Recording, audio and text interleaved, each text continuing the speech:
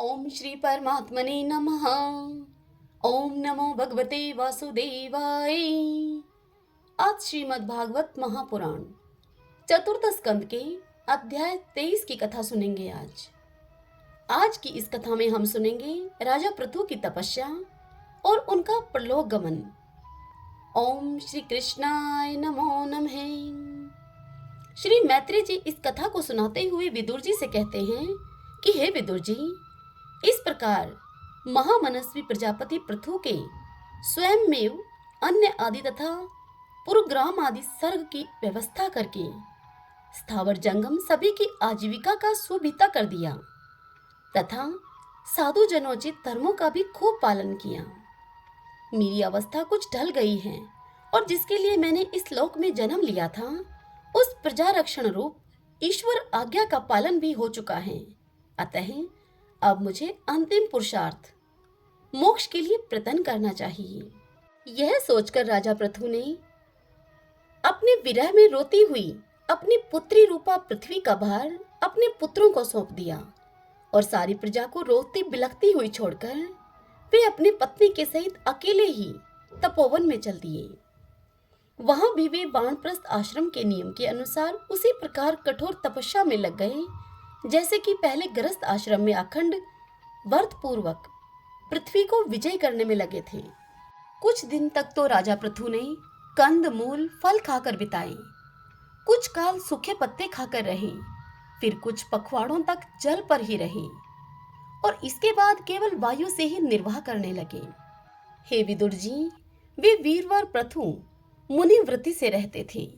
गर्मियों में उन्होंने पंचाग्नियों का सेवन किया, वर्षा ऋतु में खुले मैदान में रहकर अपने शरीर पर जल की धाराएं सही और जाड़े में गले तक जल में खड़े रहे। वे प्रतिदिन मिट्टी की वेदी पर शयन करते थे। उन्होंने शीतोष्ण आदि सब प्रकार के द्वंद्वों को सहा तथा वाणी और मन का संयम करके ब्रह्मचार्य का पालन करते हुए प्राणों को अपने अधीन कर लिया। इस प्रकार श्री कृष्ण की आराधना करने के लिए उन्होंने उत्तम तप किया। इस कर्म से उनकी तपस्या बहुत पुष्ट हो गई और उसके प्रभाव से कर्म मल नष्ट हो जाने के कारण उनका चित्त सर्वथा शुद्ध हो गया। प्राणायामों के द्वारा मन और इंद्रियों के निरुद्ध हो जाने से उनका वासना जनित बंधन भी कट गया। तब भगवान सनत कुमार ने उन्हें जिस परमोत्कृष्ट अध्यात्म योग की शिक्षा दी थी उसी के अनुसार राजा पृथु पुरुषोत्तम श्री हरि की आराधना करने लगे। इस तरह भगवत प्राण होकर श्रद्धा पूर्वक सदाचार का पालन करते हुए निरंतर साधन करने से परब्रह्मा परमात्मा में उनकी अनन्य भक्ति हो गई। इस प्रकार भगवत उपासना से अंतःकरण शुद्ध सात्विक हो जाने पर निरंतर भगवत चिंतन के प्रभाव से प्राप्त हुई इस अनन्य भक्ति से उन्हें वैराग्य के सहित ज्ञान की प्राप्ति हुई और फिर उस तीव्र ज्ञान के द्वारा उन्होंने जीव के उपाधिभूत अहंकार को नष्ट कर दिया, जो सब प्रकार के संशय विपर्य का आश्रय है। इसके पश्चात देहात्म बुद्धि की निर्वृत्ति और परमात्म स्वरूप श्री कृष्ण की अनुभूति होने पर अन्य सब प्रकार की सिद्धि आदि से भी उदासीन हो जाने के कारण उन्होंने उस तत्व ज्ञान के लिए भी प्रयत्न करना छोड़ दिया, जिसकी सहायता से पहले उन्होंने अपने जीवकोश का नाश किया था। क्योंकि जब तक साधक को योग मार्ग के द्वारा श्री कृष्ण कथामृत में अनुराग नहीं होता तब तक केवल योग साधना से उसका मोहजनित प्रमाद दूर नहीं होता, उसका भ्रम नहीं मिटता। फिर जब अंतकाल उपस्थित हुआ तो वीरवर पृथु जी ने अपने चित्त को दृढ़ता पूर्वक परमात्मा में स्थिर करके ब्रह्मा भाव में स्थित होकर अपना शरीर त्याग दिया। उन्होंने एड़ी से गुदा के द्वार को रोककर प्राण वायु को धीरे धीरे मूलाधार से ऊपर की ओर उठाते हुए उसे कर्मशः नाभि, हृदय, वक्षस्थल, कंठ और मस्तक में स्थित किया। फिर उसे और ऊपर की ओर लेकर जाते हुए कर्मशः ब्रह्मारंध्र में स्थिर किया। अब उन्हें किसी प्रकार के सांसारिक भोगों की लालसा तो रही नहीं। फिर यथास्थान विभाग करके प्राणवायु को समष्टि वायु में, पार्थिव शरीर को पृथ्वी में और शरीर के तेज को समष्टि तेज में लीन कर दिया। हृदय आकाश आदि देहावच्छिन्न आकाश को महाकाश में और शरीरगत रुधिर आदि जलीय अंश को समष्टि जल में लीन किया। इसी प्रकार फिर पृथ्वी को जल में, जल को तेज में, तेज को वायु में और वायु को आकाश में लीन किया। तदंतर मन को सविकल्प ज्ञान में जिनके अधीन वह खुद रहता है, उन इंद्रियों में इंद्रियों को और उनके कारण रूप तन्मात्राओं में और सूक्ष्म भूतों अर्थात तन्मात्राओं के कारण अहंकार के द्वारा आकाश, इंद्रिय और तन्मात्राओं को उसी अहंकार में लीन करके अहंकार को महतत्व में लीन कर दिया। फिर संपूर्ण गुणों की अभिव्यक्ति करने वाले उस महतत्व को माया उपाधिक जीव में स्थित किया। तदंतर उस माया रूप जीव की उपाधि को भी उन्होंने ज्ञान और वैराग्य के प्रभाव से अपने शुद्ध ब्रह्म स्वरूप में स्थित होकर उसे त्याग दिया। महाराज पृथु की पत्नी महारानी अर्ची भी उनके साथ वन को गई हुई थी। वे बड़ी सुकुमारी थी, पैरों से भूमि का स्पर्श करने योग्य भी नहीं थी वह। फिर भी उन्होंने अपने स्वामी के व्रत और नियम आदि का पालन करते हुए उनकी खूब सेवा की और मुनिवर्ती के अनुसार कंदमूल आदि से निर्वाह किया। इससे यद्यपि वे बहुत दुर्बल हो गई थी, तो भी प्रीतम के कर स्पर्श से सम्मानित होकर उसी में आनंद मानने के कारण उन्हें किसी प्रकार का कोई कष्ट नहीं होता था। अब पृथ्वी के स्वामी और अपने प्रियतम महाराज पृथु की देह को जीवन के चेतना आदि सभी धर्मों से रहित देखकर उस सती ने कुछ देर के लिए विलाप किया। फिर पर्वत के ऊपर चिता बनाकर उसे उस चिता पर रख दिया। इसके पश्चात उस समय के सारे कृत्य करके नदी के जल में उसने स्नान किया।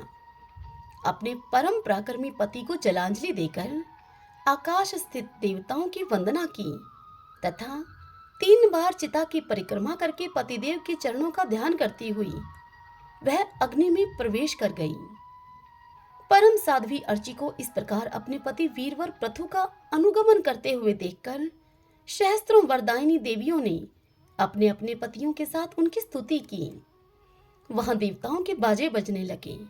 उस समय उस मंदराचल के शिखर पर वे दैवांगनाएं पुष्पों की वर्षा करती हुई आपस में इस प्रकार से कहने लगी। वह देवियां कहने लगी, अहो यह स्त्री धन्य है, इसने अपने पति राज राजेश्वर पृथु की मन, वाणी, शरीर से ठीक उसी प्रकार से सेवा की है जैसे कि श्री लक्ष्मी जी यज्ञेश्वर भगवान विष्णु की करती हैं। अवश्य ही अपने अचिंत्य कर्म के प्रभाव से यह सती हमें भी लांघकर अपने पति के साथ उच्चतर लोकों को जा रही है। इस लोक में कुछ ही दिनों का जीवन होने पर भी जो लोग भगवान के परम पद की प्राप्ति कराने वाला आत्मज्ञान प्राप्त कर लेते हैं, उनके लिए संसार में कौन पदार्थ दुर्लभ है। अतः जो पुरुष बड़ी कठिनता से भूलोक में मोक्ष का साधन रूप मनुष्य शरीर पाकर भी विषयों में आसक्त रहता है, वह निश्चय ही आत्मघाती है। हाय हाय, वह ठगा गया।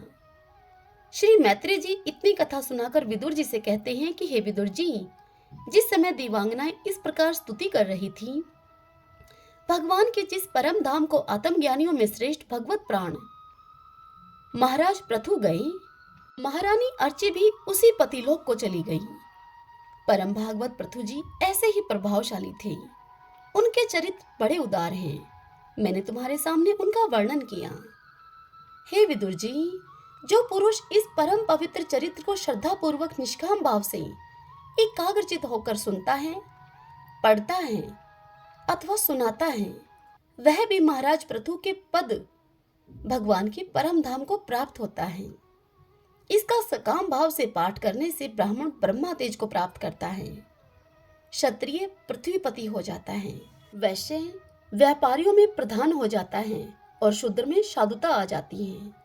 स्त्री हो अथवा पुरुष, जो कोई भी इसे आदर पूर्वक 3 बार सुनता है, वह संतानहीन हो तो भी, पुत्रवान धनहीन हो तो वह महाधनी, कीर्तिहीन हो तो वह यशस्वी और यदि मूर्ख हो तो वह पंडित हो जाता है।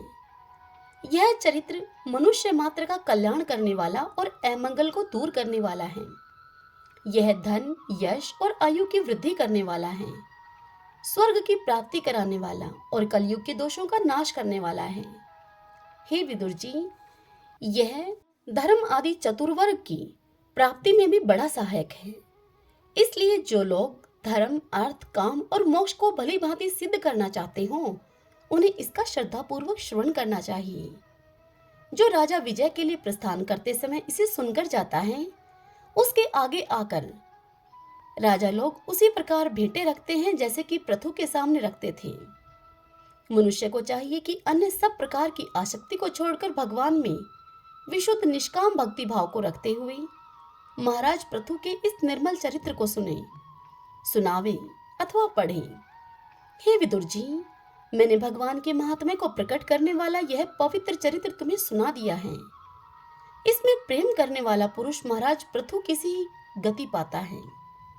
जो पुरुष इस प्रथु चरित्र का प्रतिदिन आदर पूर्वक निष्काम भाव से श्रवण अथवा कीर्तन करता है, उस मनुष्य का उन श्री हरि में सुदृढ़ अनुराग हो जाता है, क्योंकि उन भगवान श्री हरि के चरण संसार सागर को पार करने के लिए नौका के समान है।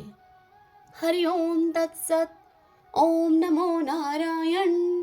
ओम नमो नारायण। भक्तजनों, आज की यह कथा यहीं समाप्त हुई। कल इससे आगे की कथा में हम सुनेंगे महाराज पृथु की वंश परंपरा का वर्णन और परिचिताओं को भगवान रुद्र का उपदेश। कल हम इस कथा का रसपान करेंगे। जय श्री कृष्णा। राधे राधे।